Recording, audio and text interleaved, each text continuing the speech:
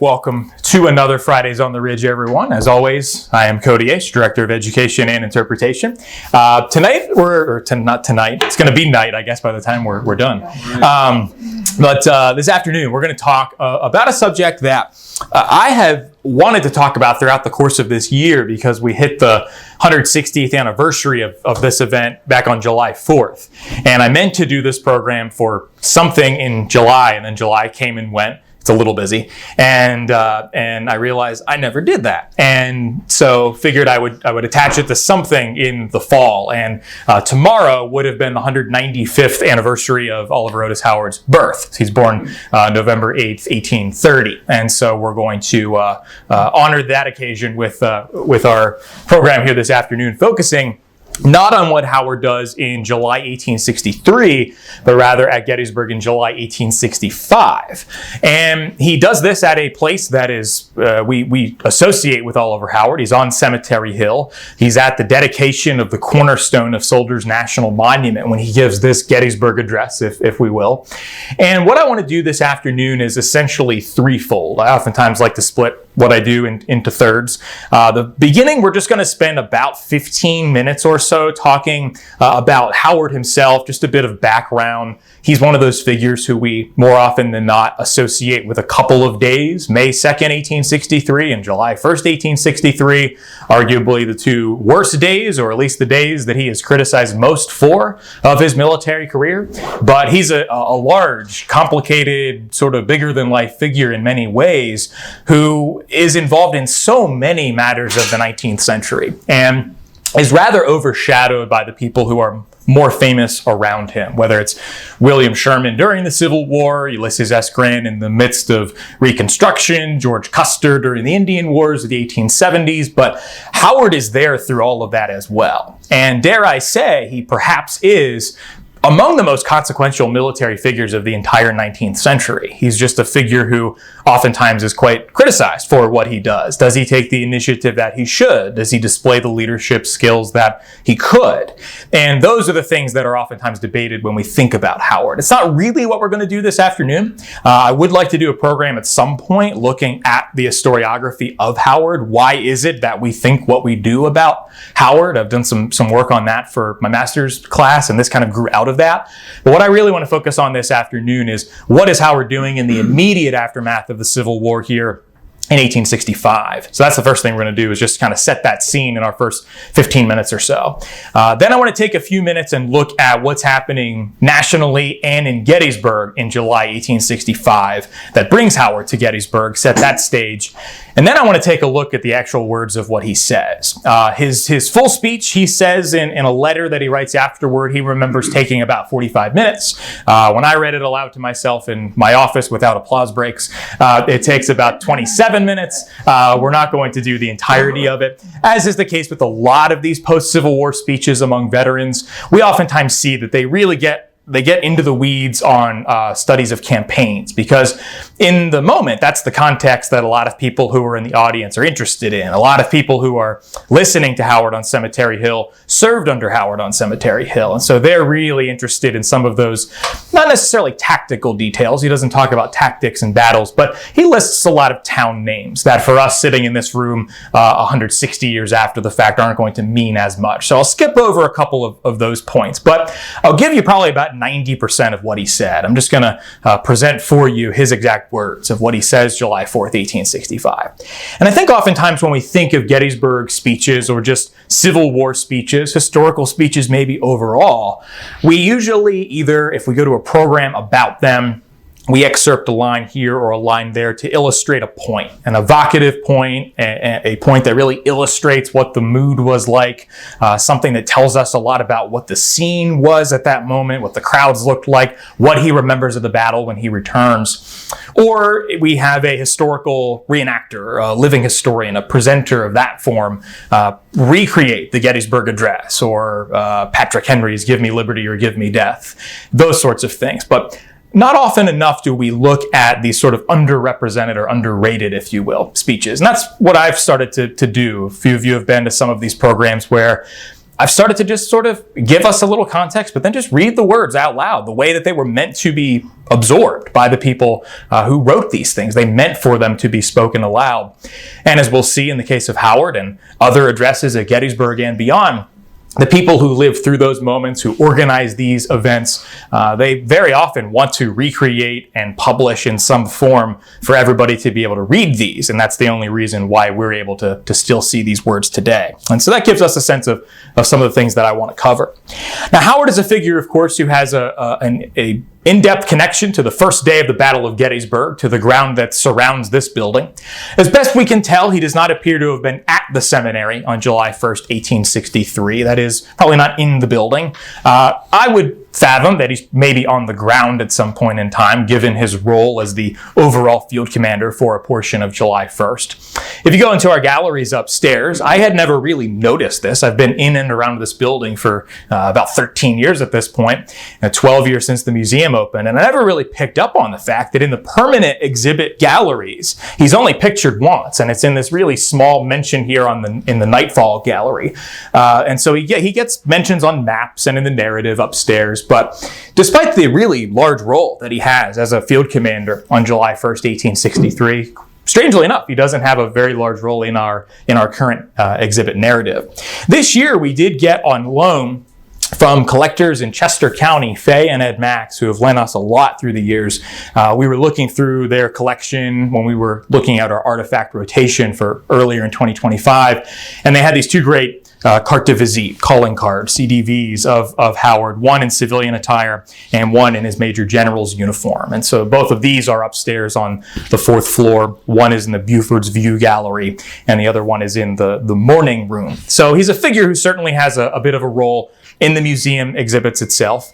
And he's in my office every day. I have busts of 3 Civil War figures in my home office or at work. One is Lincoln, one is Frederick Douglass, and then I have Oliver Otis Howard. At least it's said that it was him when I bought him at the antique store, Black Rose in Hanover. He's just kind of a nondescript Civil War figure, and I believe the if you say so label on the antique. And here he is up front as I was walking out of my office. I was like, I'll just bring him along here.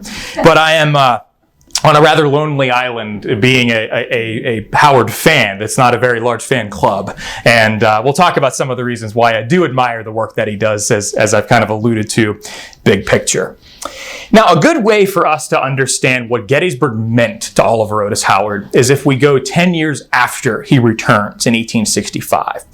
He's engaged in a campaign of writing letters back and forth with several people at this point in time. And he's really trying to defend his reputation. It's at an intriguing time in Howard's life. He's still active in the United States military. He's still 2 years away from being an officer in the Nez Perce War, from commanding the Department of the Columbia. He's in the midst of this tenure during Reconstruction of being the chairman of the Freedmen's Bureau. But we can really see that there's one big topic that he just can't let go of, despite all these other things he has going on in his life, and it's how he's being treated by his fellow veterans when it comes to the Battle of Gettysburg. The man on the left-hand side there is Samuel Bates. For those familiar with the story of the Battle of Gettysburg and the Gettysburg Campaign, or Pennsylvania in the Civil War in general, this is a name you probably are aware of. He was the state historian in the aftermath of the Civil War, and he'll publish the multi-volume History of Pennsylvania Volunteers. He also publishes this book in 1875 on the Battle of Gettysburg. And on September 14th, 1875, after Howard has just read this book, he sends a letter to Bates, and it's published in the New York Herald a couple of days later, on October 2nd, 1875. Before I was aware that it was published, I found a copy of it in the archives over at Gettysburg National Military Park earlier this summer. And it's Howard's conclusion to this letter that really caught my eye. This is after, bear in mind, he has just delivered a bulleted list for Bates of page numbers that he feels as though he got things wrong in his assessment of the Battle of Gettysburg. And especially he thinks that Bates got these things wrong because he was given incorrect information by Howard's fellow veterans. Howard sees himself as being way too criticized. And then he says this: I am quite sure that this is the first letter I have ever written in my own defense concerning my work at Gettysburg. I was in many large battles and tried to do my country service with all the energy and ability at my command. But I have taken a special pride in Gettysburg and am therefore perhaps unduly sensitive at adverse criticism.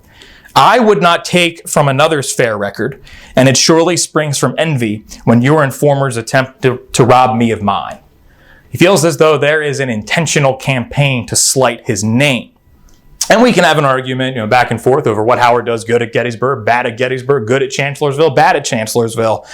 But he's a figure who, despite everything he accomplishes in the course of his military career, in his life, in his Civil War service, he, much like we still do today, returns to Gettysburg. And he says, I am maybe overly sensitive at this, but I cannot shake it when I see people trying to take my name from the record or put my name in a non-serious or in a bad light. And this really gives us a sense, even a decade after the events we're mostly talking about today, how much Gettysburg plays front of mind. And Howard has a long time to live yet. He'll live until 1909. He becomes the final Civil War Army commander, at least in the U.S. military, to die. And he commands an army, we oftentimes forget this, toward the end of the war under William Sherman. He commands the Army of the Tennessee. He's not an officer who has received much in terms of books exclusively written about him. You're basically looking at the big four here. One is his own autobiography, which he publishes in the early 20th century. There's a mid 20th century biography of him called Sword and Olive Branch, which covers the entirety of his life. We have Yankee Stepfather, which looks at Howard in command of the Freedmen's Bureau, which really looks at his work during Reconstruction. It does not paint a very favorable light. Carpenter's book, the overall biography, does paint a rather favorable light of Howard. But William McFeely's does not. He feels as though Howard has really let down the freed people in the aftermath of the Civil War and Reconstruction. And then most recently is a book called Thunder in the Mountains, which looks at the Nez Perce War between Oliver Otis Howard and Chief Joseph. And in this book, Daniel Sharfstein really highlights, better than I think almost anyone ever has, in a rather vast historiography of this overall forgotten war in our national consciousness today. But he really highlights the mass work of Oliver Howard's career that really kind of comes to a effective culmination when we tie together the Civil War and the Reconstruction era and the Indian Wars.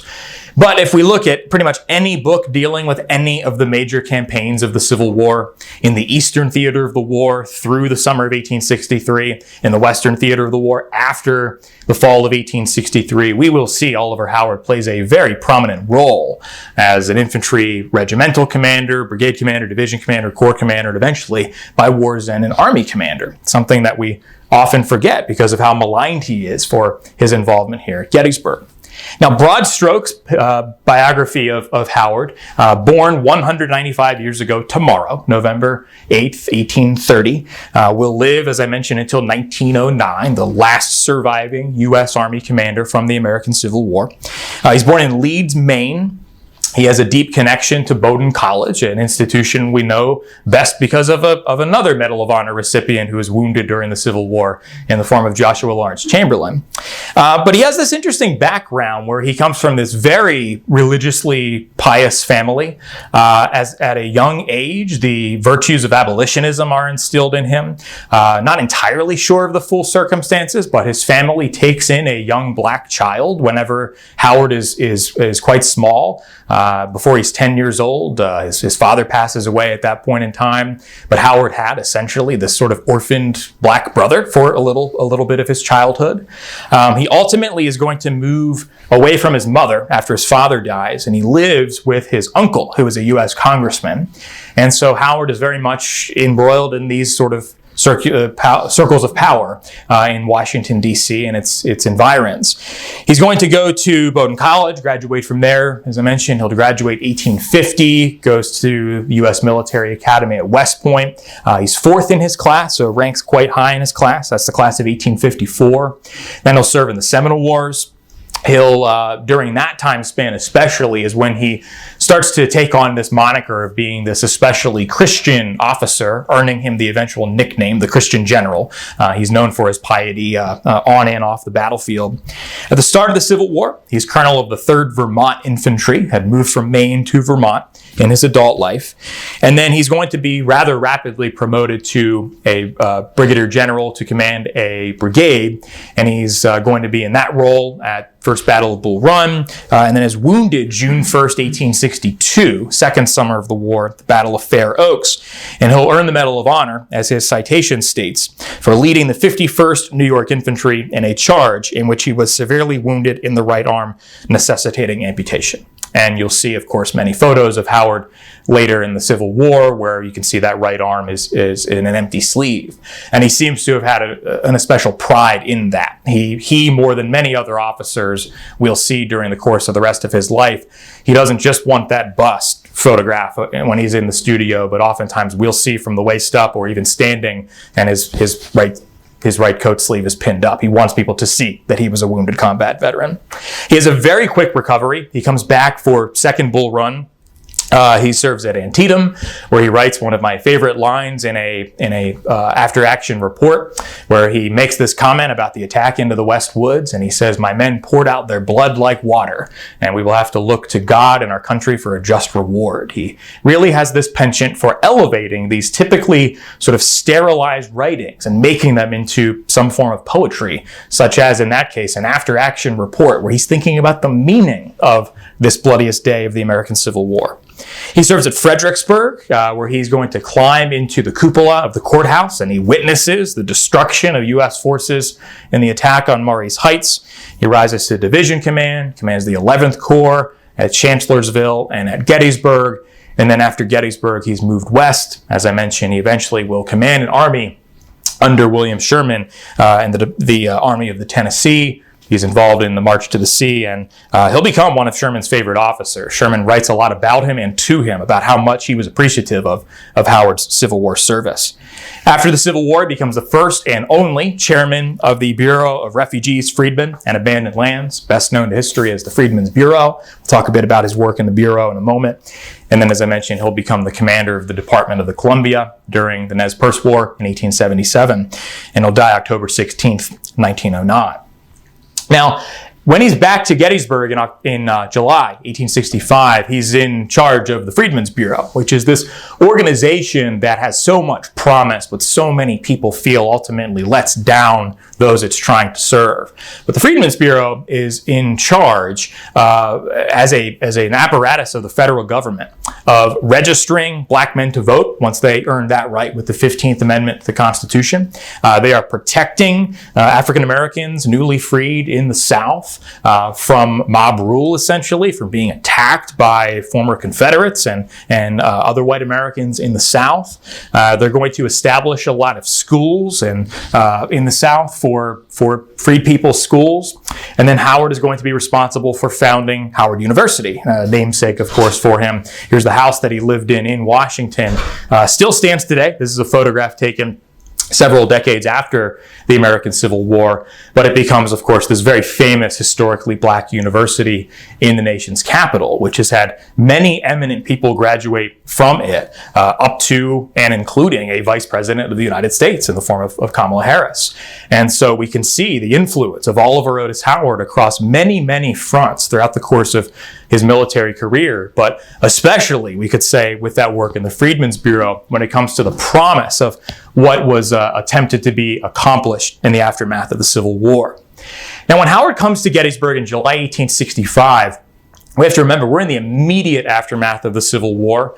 The surrender at Appomattox is just 3 months earlier. The final surrenders of Confederate armies were just 2 months earlier. It's very fresh, the aftermath of the Civil War and of the Lincoln assassination. Within days of Howard speaking at Gettysburg, the Lincoln conspirators are executed just outside of Washington, D.C. We see this man, Horace Greeley, is starting to popularize the phrase, "Go west, young men," looking at the promise of beyond the east coast of the United States in this newly reunited, newly freed country. Look to the west, start to go to the west. It's sort of a new age of that manifest destiny idea. Andrew Johnson is now the president of the United States in the aftermath of Lincoln's demise. And we're going to see that this is a different moment for Andrew Johnson. There's a good example of this at Gettysburg. He is supposed to speak before Howard speaks at Gettysburg, but he's sick, does not come, but he sends a letter for someone else to address on his behalf. And it's not the Andrew Johnson that we are typically familiar with. There's a lot of hope for African Americans, for former abolitionists in the Johnson administration at this point in time, but he's going to change that tune quite soon thereafter. Now in Gettysburg, and I know it's very hard to read some of these, but these are just some of the headlines, columns, news columns of what's happening in this town in 1865. In some ways, it's quite unique in terms of a town across the American landscape because of what it had experienced 2 summers earlier.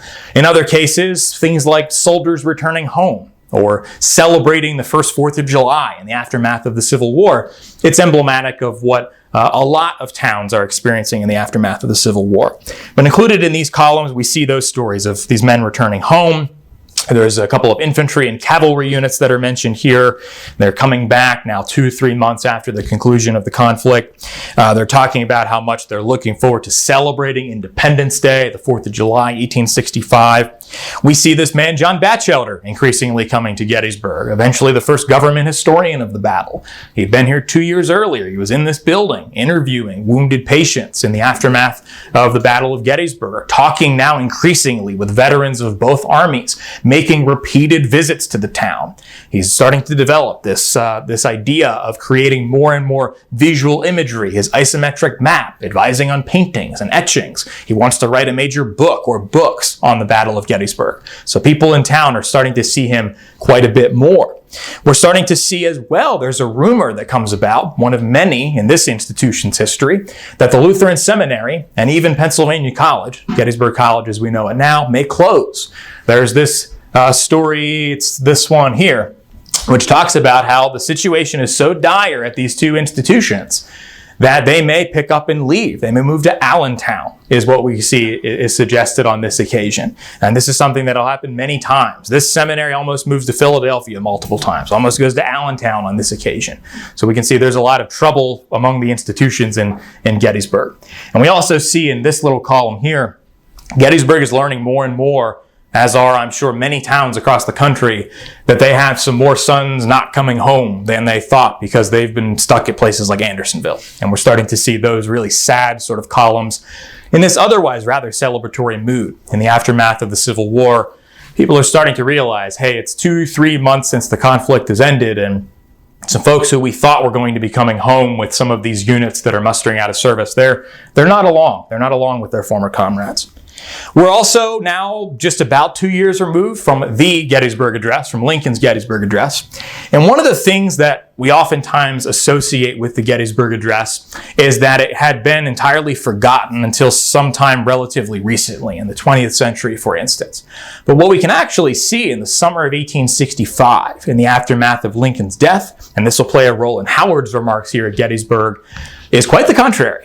Charles Sumner, a senator from Massachusetts, gives this eulogy in June of 1865, in which he says, in part, that he feels as though the speech was more important than the battle. Ideas are always more important than battles, he says. And he goes on for the better part of another page, talking all about how the lasting significance of Gettysburg is not what happened here in July 1863, it's what happened here in November 1863. And we can see a lot of remarks like this, especially among people in power. Henry Wilson, the other U.S. Senator from Massachusetts, like 2 weeks after Lincoln's at Gettysburg, he's speaking in Philadelphia. He makes reference to the legendary remarks of Lincoln or something along those lines. And so that's just something that I think is important for us to keep in mind, is that in the summer of 1865, we oftentimes would have this perception that Lincoln's words, those 272 words, have been forgotten or just not remembered yet, if you will. But in reality, they are absolutely right at the center of all of these commemorative events that are taking place in the immediate aftermath of the war. Now, in May 1865 is when plans really began in earnest, and especially are involving the man mentioned down here, David Wills, who of course is so instrumental in the establishment of Soldiers National Cemetery. He's now heavily involved with the planning of a Soldiers National Monument. And we can see just a couple of clippings here for some updates for the people of Gettysburg on the plan for what the monument would eventually be. Now, their plan is to dedicate the cornerstone of this monument on Independence Day, July 4th, 1865, knowing that the full memorial is not going to be ready quite yet. And in reality, to give us kind of fast forwarding beyond this story, and I'll probably do a program at some point about the actual dedication of the monument itself, that won't take place until July 1st, 1869. So it's about a 4-year process. But at this point in time, it's important to remember that in the summer of 1865, there are no Gettysburg monuments yet. There are a couple of rock carvings on the battlefield where Strong Vincent fell on Little Round Top is apparently there since about 1864. But there are no actual regimental monuments yet. We won't get one of those until 1867 in the National Cemetery. We won't get any monuments outside of the National Cemetery until I believe it's 1877, 78 for the 2nd Massachusetts Infantry. And so this is really a novel concept. But it was something that had been part of the plan for Soldiers National Cemetery since basically the beginning, since William Saunders designed the National Cemetery in 1863. There was always meant to be some sort of memorial or monument located at the center of this semicircle of U.S. Army dead from the Battle of Gettysburg. So Howard will start sending letters in mid-June, telling his family and close relatives and friends exactly what he plans to do when he comes to Gettysburg. It's not entirely clear to me when he's invited, but the first letter we see him talk about this is June 15th, 1865. So it's at least 2 weeks beforehand that he is invited to come back to Gettysburg. But the tone of these letters, if we read into the context, it seems like he might have known for some time that they were considering him for when this event eventually occurred. On June 15th, 1865, he gets this letter here on the left-hand side, which is from David Wills. Of course, local Gettysburg attorney. His home had been where President Lincoln had stayed in 1863. And he says on this occasion, "I write you an invitation to accept the hospitalities of my house during your sojourn here." He goes on, tells Howard, "This is exactly what I did for Lincoln and Edward Everett back in November of 63. I would be honored to give you the exact same invitation. I shall be pleased to have you with me and hear from you what day you will be here." And then he makes a request. He says that he's trying to get some sort of representation from the U.S. military. He says, "I would love an infantry representation. I'd love cavalry. I'd love artillery. I haven't gotten any responses yet." And he tells Howard, "May I trouble you to use your influence in bringing the matter to this notice and request that it be done." And Howard, it seems, is ultimately able to make this happen. I'll read off in a moment some of the organizations that were here. And they remain in contact. Both of these men do. Howard accepts. He says, "I would love to stay at your home." And then he starts telling his closer family members, his wife Elizabeth. Howard tells her on June 19th, "I had no intention of going to Gettysburg without some kind of preparation. So I immediately set to work and wrote some 30 or 40 pages of manuscript." So he's not going about this like President Lincoln did. He's not going for the brief. He's not going for the what they're not expecting of the day. He's going for what is expected of the day. He's going for the Edward Everett route. And oftentimes, and I make this point quite often, some of you are aware, we use Edward Everett as the butt of so many jokes because he speaks for 2.5 hours. But what Lincoln did was far less common in the 1860s than what Everett did. And so what Howard is preparing to do on this occasion is very common for its time. Now, ultimately, it's still a relatively short speech compared to Everett's. It's about 45 minutes, 30 or 40 pages of manuscript. But he tells this interesting line to Elizabeth, to his wife. "Whether I shall memorize my speech or not is a question soon to be solved. I haven't spoken from notes since I lost my hand because I find it inconvenient." And when you think about that, it probably would have been very inconvenient. When we stand here and hold notes, we have 2 hands. We're able to quickly flip that page to the back. We don't have a podium to speak on. With only 1 hand, notes would have been very inconvenient. So he's thinking through how he wants to deliver this speech. And then he tells her what he wants to talk about. He says that in his manuscript, I introduced by speaking of my last visit, meaning when he was here in 1863. Then of the consecration of Mr. Everett and Mr. Lincoln.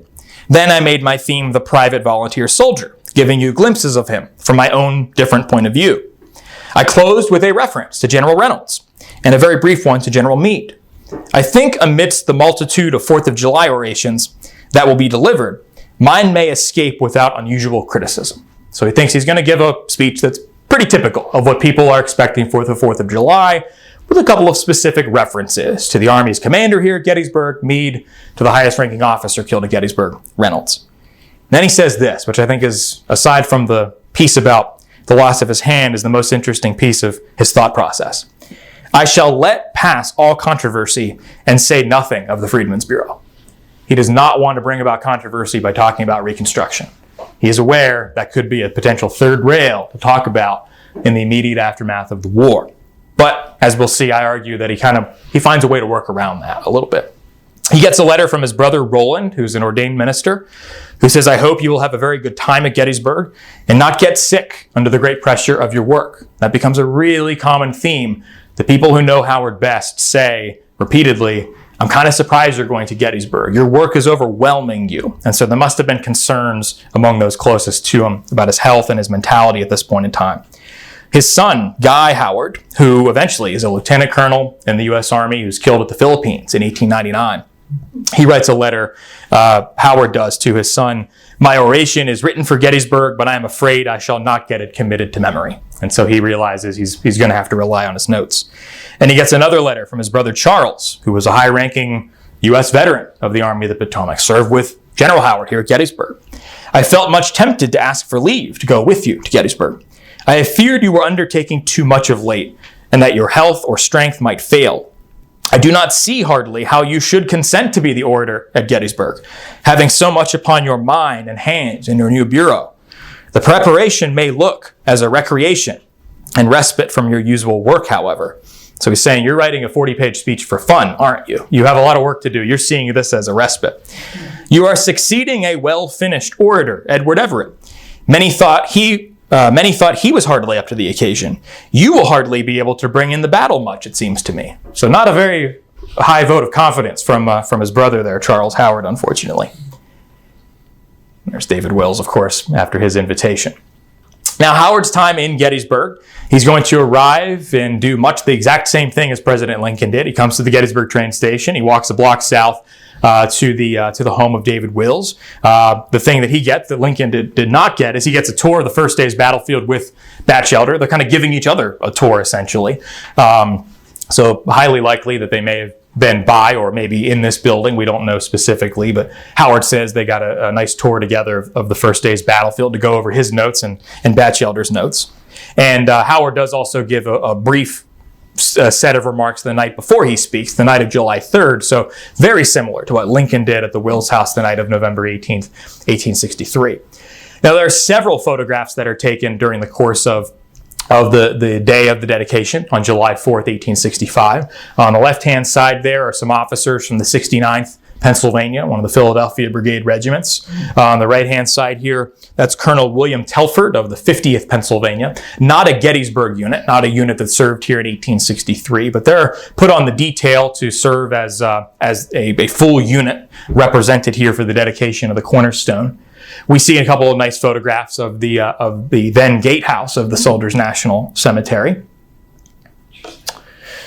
That on the left-hand side is the camp of the 50th Pennsylvania. And over here, some officers of the 50th Pennsylvania. There's a Gettysburg celebrity in this image as well. Does anybody know this image? John Burns is sitting right here. Yeah, this is the cover of William Frazanito's Gettysburg: A Journey in Time. So Burns is there. And those are taken at the foot of Culp's Hill, is my understanding of where the encampment was. This is at the foot of Stevens Knoll, so between Culp's Hill and Cemetery Hill.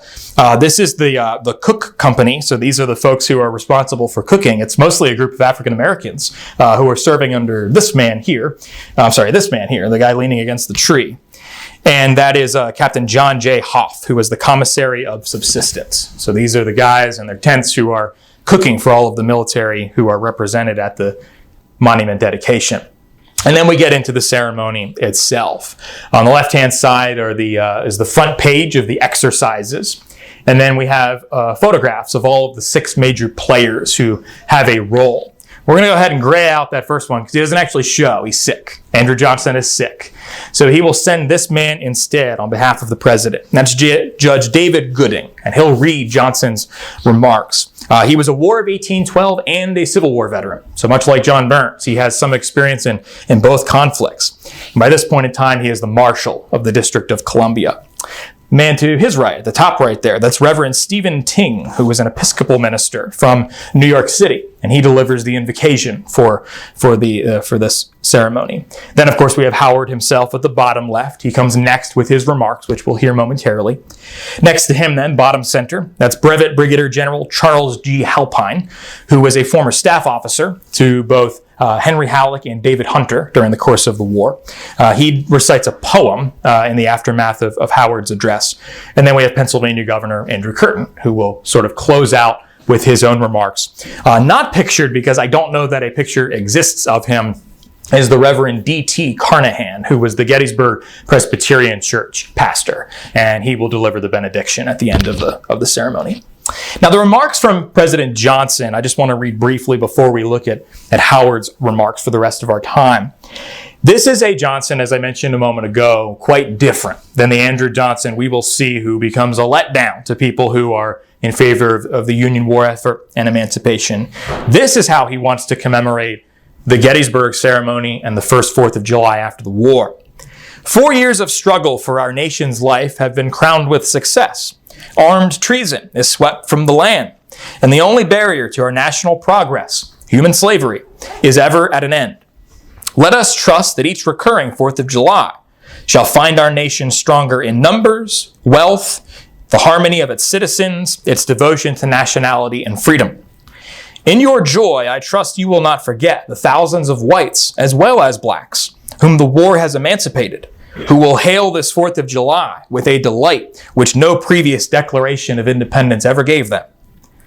Having consecrated a national cemetery, you are now to lay the cornerstone of a national monument. Noble as this monument of stone may be, it will be but a faint symbol of the grand monument, which if we do our duty, we shall raise among the nations of the earth, upon the foundation laid 80 years ago in Philadelphia. Or not 80 years ago, in Philadelphia. The score slipped its way in there because of so used to Lincoln. Time shall wear away and crumble this monument, but that, based as it is upon the consent, virtue, patriotism, and intelligence of the people, each year shall make firmer and more imposing. So we see a rather heavy emphasis on emancipation. On the first 4th of July, that means anything to formerly enslaved people. That is one of the big emphases for President Johnson. Now, the cornerstone itself, the dedication of it, is highlighted in this image from Harper's Weekly. And we're talking, a couple of us before I started speaking, this is an image I've used many, many times. And my interpretation of it, and I think it's because of how it's captioned in Harper's Weekly, this is about 2 weeks after the dedication, I think July 22nd, I always interpreted that the man on the left-hand side here was Howard himself. And then Robert, in our audience, pointed out one time, he asked, was Howard a Mason? And we noticed that they have the aprons and the sashes here of Masons. I didn't think that Howard was a Mason. Then a couple weeks ago, as I was putting together this program, I realized, wait a second, that can't be Howard. This man has both of his arms in the recreation here. And I came to the realization that no, in fact, Oliver Howard is not anywhere in this image as best I can tell. But what we're rather seeing here is the ceremony of the dedication of the cornerstone itself, which is described in the Adams Sentinel, in part in the little clip that we see on the left-hand side there. This ceremony is one of peculiar interest and antiquity, says the Sentinel, and on the present occasion was carried out in magnificent style. The implements were of silver, the pitcher containing the oil, and the cornucopia containing the corn were of the same precious metal, highly wrought, and decorated with the devices of the order, meaning of the Masons. The ceremony of testing, filling, and setting the stone, the pouring of corn and oil, and the other features of the ritual occupied half an hour and concluded with a prayer by the Grand Master of the Grand Lodge of Pennsylvania. Quite a large number of articles were deposited within the tin box, which is inserted in a receptacle cut for it within the cornerstone. Among the documents were the constitutions of all the states whose soldiers fought for the Union in the Gettysburg battle, the Constitution of the United States, the President's Emancipation Proclamation, a list of soldiers who were killed, and the names of those who are buried in the cemetery, together with the rolls of the Army of the Potomac, an account of the Battle of Gettysburg, and a copy of the consecration ceremonies. All of that is in the cornerstone, and hypothetically, I would say, unless it's deteriorated, is still there in the cornerstone that is sitting beneath Soldiers' National Monument. But it's this Freemason ceremony that is going to be what actually is responsible for the dedication of the cornerstone itself. And then following that, and here's the full image, full spread here in Harper's Weekly, and we can see the full page then. This is it at the bottom, and here's General Howard featured prominently at the top. And the piece in Harper's Weekly doesn't go into much detail about the commemoration itself, but it's mostly just these couple of images. The reason we know what Howard said is it's reprinted in part in some newspapers, but then especially in 1874 in this book, Soldiers' National Cemetery at Gettysburg, which is published by John Russell Bartlett. He edits and compiles a series of dedication ceremonies from 1863 for the cemetery itself, 1865 for the cornerstone of the monument, and 1869 for the full monument itself. He had served as the secretary of the Board of Commissioners for the National Cemetery, and he includes the entirety of many addresses, including of General Howard's.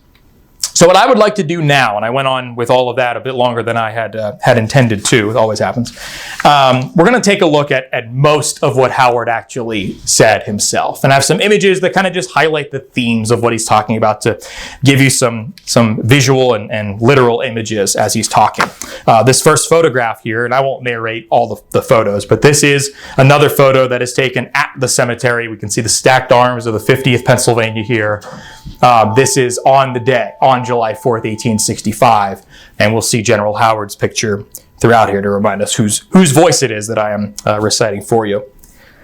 As I stand here today before a peaceful audience, composed as it is of beautiful ladies, joyous children, and happy citizens, and think of my last visit to this place 2 years ago, and of the terrible scenes in which it was my lot to bear a part, I cannot help exclaiming, how changed, how changed. It is the same rich landscape, broad and beautiful, covered with every variety of natural objects to please the eye, the same wooded ridges and cultivated fields, the same neat little town clinging to the hillside, the same broad avenues of approach, the same ravines and creeks. But thank God, the awful magnificence of hosts arrayed against each other in deadly strife is wanting. Yonder heights are no longer crowned with hostile cannon. The valleys do not reverberate with their fearful roar. The groves and the houses do not give back the indescribable peal of the musketry fire. And oh, how like a dream, today seems that sad spectacle of broken tombstones, prostrate fences, and the ground strewn with our wounded and dead companions. Then follows after battle the mingling of friends and enemies, with suffering depicted in all possible modes of portraiture. The surgeons with resolute hearts and bloody hands, the pale faces of relatives searching for dear ones, the busy sanitary and Christian workers, all pass before my mind in group after group. My friends, my companions, my countrymen, suffer me to congratulate you anew today, the 4th of July, 1865, that this sad work is completely done, and that sweet peace has really dawned upon us. On the 19th of November, 1863, this national cemetery, a pious tribute to manliness and virtue, was consecrated. The Honorable Edward Everett delivered an address in his own rich, clear, elegant style, which, having just been published, has long ago become historical, and affords us a complete and graphic account of the campaign and battle of Gettysburg. I am deeply grateful to this noble patriot for his indefatigable industry in securing facts, and for the clear nature he has left us of this battle, in which every living loyal soldier who fought here is now proud to have borne a part. He, joining the patriotic band of those who are honored by his eloquence, has gone to his reward, and let his memory ever be mingled with those here upon whose graves he so earnestly invoked their benediction. Mr. Everett was followed by the few remarkable words of President Lincoln. While Mr. Lincoln's name is so near and dear to us, and the memory of his work and sacrifice so fresh, I deem it not inappropriate to repeat his own words. And proving my point from earlier, he reads the entirety of the 272 words of the Gettysburg Address. He recites it in the space where it was recited not quite 2 years earlier. Then Howard continues, using some of Lincoln's own language in his next segment. The Civil War is ended, the test complete. He, Abraham Lincoln, never forgot his own dedication till the work was finished. He did even display increased devotion if it were possible. The dead did not die in vain, and the nation has experienced already the new birth of freedom of which he spoke. Oh, that in the last throes of darkness and crime, God has seen it good to have spared us that great heart, out of which proceeded such welcome words of truth and encouragement. How very much of grateful recollection clusters around the name of Abraham Lincoln as we pronounce it here among the dead who have died that their nation might not perish from the earth. These grounds have already been consecrated and are doubly sacred from the memory of our brethren who lie here and from the association with those remarkable men, Mr. Everett and Mr. Lincoln, who gave tone to the exercises of consecration 2 years ago, whose own bodies are now resting beneath the sod, but whose spirit is still living and unmistakably animating every true American heart to this day. We have now been called to lay the cornerstone of a monument. This monument is not a mere family record, not the simple memorial of individual fame, nor the silent tribute to genius. It is raised to the soldier. It is a memorial of his life and his noble death. It embraces a patriotic brotherhood of heroes in its inscriptions and is an unceasing herald of labor, suffering, union, liberty, and sacrifice. Let us then, as is proper on such an occasion as this, give a few thoughts to the American soldier. We have now embraced under this generic name of soldier, the dutiful officer, the volunteer soldier, the regular, the colored, the conscript. But in my remarks, I will present you the private volunteer as the representative American soldier.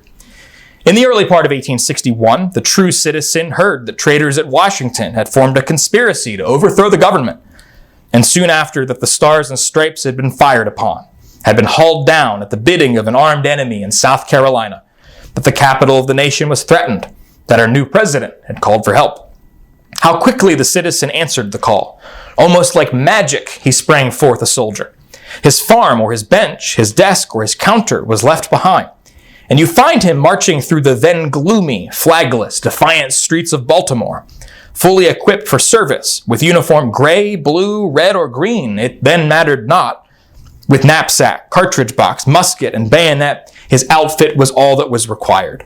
He was a little awkward, his accoutrements much awry, his will unsubdued. He did not keep step to music, nor always lockstep with his companions. He had scarcely ever fired a musket, and he had become a soldier, put on the soldier's garb, set his face toward the enemy, and God willing, he purposed never to turn back till the soldier's work was done. You meet him at Washington. Discipline and drill seize upon him, restrain his liberty, and mold his body. Colonels, captains, lieutenants, and sergeants, his former equals, order him about, and he must obey them. Oh, what days and oh, what nights! Where is home and affection? Where is the soft bed and the loaded table?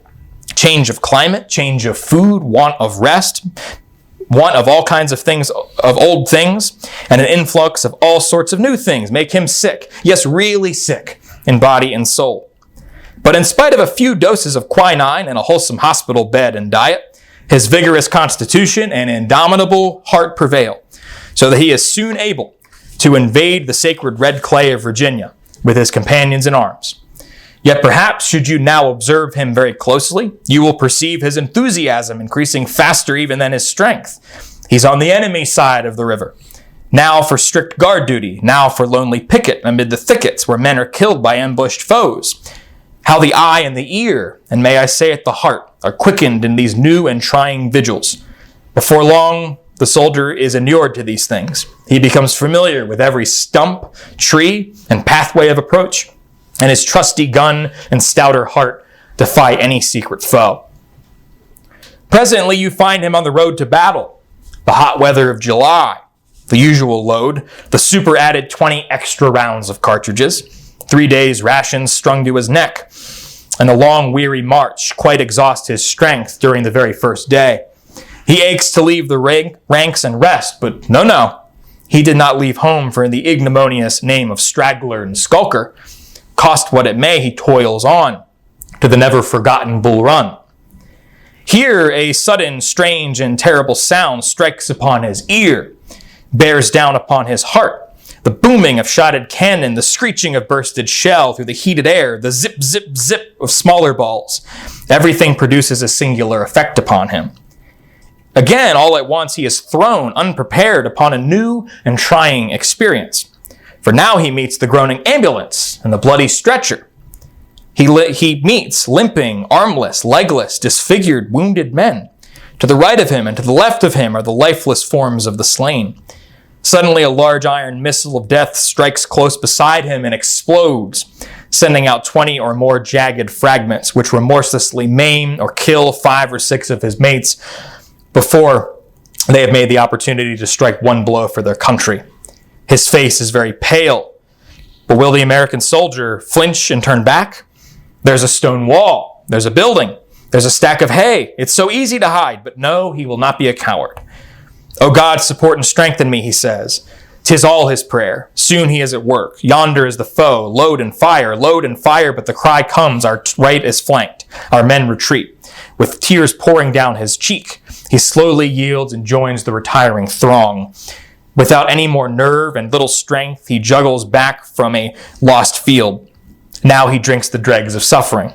Without blanket for the night, without food, without hope, it is no wonder that a panic seizes, and he runs demoralized away. This disreputable course, however, is only temporary.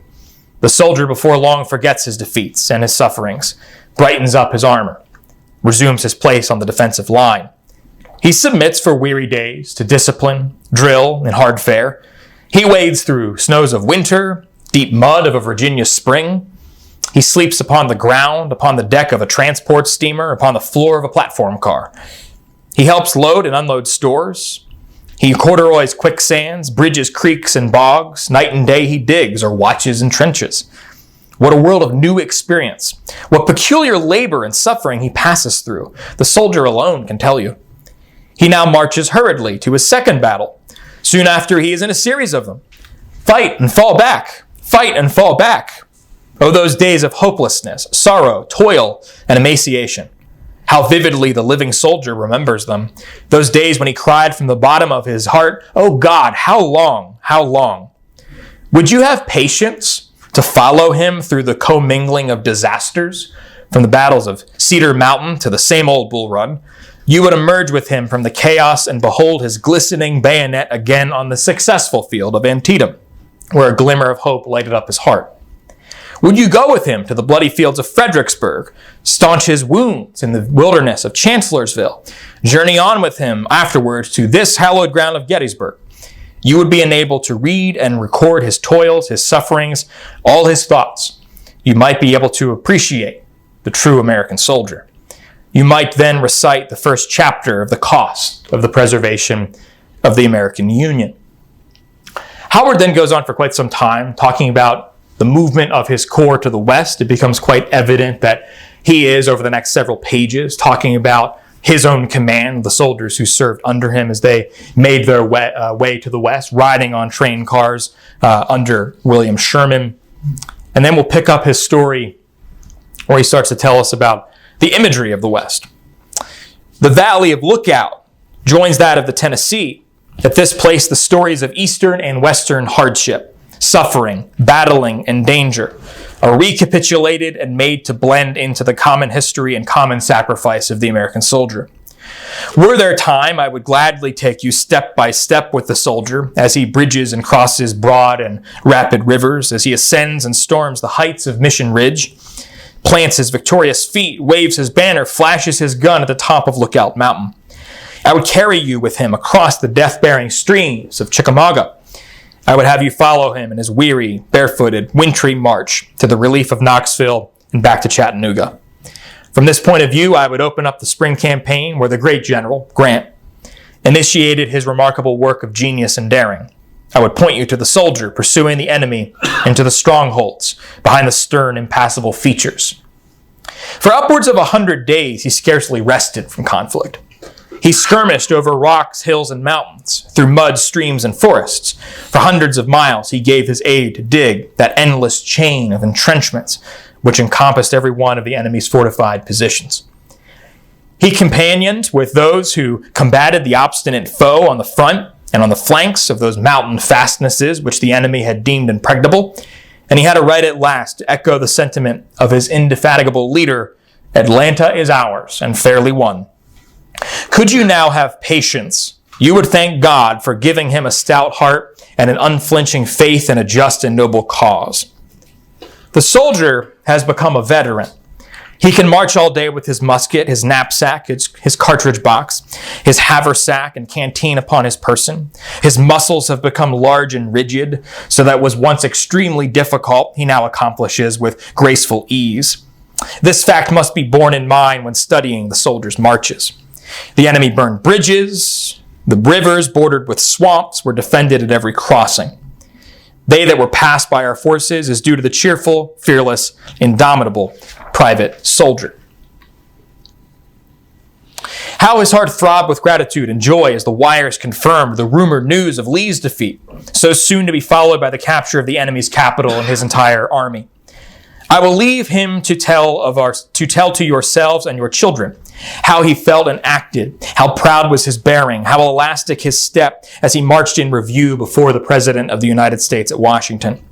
I would do the soldier injustice not to say that there was one thing wanting to make his satisfaction complete, and that was the sight of the tall form of Abraham Lincoln, and the absence of that bitter recollection, which he could not altogether exclude from his heart, that he had died at the hand of a traitor assassin. I have given you only a glimpse of the American soldier as I have seen him. To feel the full force of what he has done and suffered, you should have accompanied him for the last 4 years. You should have stood upon the battlefields during and after the struggle. And you should have completed your observation in the army hospitals and upon the countless grounds peopled with the dead. Now, as I raise my eyes and behold the place where my friend and trusted commander, General Reynolds, fell, let me add to my own testimonial to that of others, that we lost in him a true patriot, a true man, a complete general, and a thorough soldier. Upon him and the others who died here for their country, let there never cease to descend the most earnest benediction of every American heart. And then Howard concludes by saying this: let me congratulate this noble Keystone State that it was able to furnish such tried and able men as Reynolds who fell and Meade who lived to guide us successfully through this wonderful and hotly contested battle. In the midst of all conflicts, of all sorrows and triumphs, let us never for an instant forget that there is a God in heaven whose arm is strong to help, whose balm is sweet to assuage every pain, and whose love embraces all joy. To him, then, let us look in gratitude and praise that it has been his will so greatly to bless our nation, and may this monument ever remind us and our posterity, in view of the fact that we prevailed against our enemies, that righteousness exalteth a nation, but sin is a reproach to any people. Now, just to wind us down, Howard delivers those remarks. He tours the battlefield with John Batchelder, as I alluded to, and he makes his way back to Washington. On the way, unfortunately, the train that Howard and all the other VIPs are riding on was the president's train. It was supposed to be Andrew Johnson's train. He's sick, as I mentioned, so he has not come. And so this is a great what if Johnson had been involved in this. But the train, as it's pulling into a depot in Baltimore, the Bolton Depot smacks into another train. There is this suggestion in some of the press that perhaps it was intentional because it was the president's train. And of course, everybody's hackles are up because what happened just 3 months earlier, Lincoln had been assassinated. So everybody's thinking along these lines. But it appears as though it's mere negligence. Unfortunately for a few people on board, the New York Times correspondent who is there, the officer who delivered the poem that I alluded to a bit ago, C.G. Halpine, the minister from Chile is as well. At least 3 of these folks are severely injured. They get slashes across their heads by a beam in the process of these 2 trains crashing together, but they all survive. They are ultimately fine. But on the way back to Washington, Howard is involved in this train accident, as are the other people who are on his car. He writes a letter to Elizabeth, his wife, 2 days after he had spoken here at Gettysburg. He talks about how appreciative he was that Mr. and Mrs. Wills entertained them. He estimates 30 people were in the Wills house, so a very similar situation to November 1863, where they seem to over-invite way too many people to stay with them. He talks about how his speech had been 3/4 of an hour in length, and he felt that it was easily delivered, that it was well received, and especially, he says, the soldiers who were present were much interested. And he talks about some of the other officers who were here as well. John Geary was on the battlefield, former division commander in the 12th Corps. George Sykes was here. George Meade was here, the Army commander. Abner Doubleday was here. John Robinson was here. Several officers that are kind of a who's who of the Battle of Gettysburg. And he receives quite a lot of acclaim from fellow veterans, from people who saw him speak. And he gets this nice letter from David Wills, who likewise thanks Howard for being here and says that he much appreciated his remarks. With regard to this building, there's a bit of an impact that this speech has on it.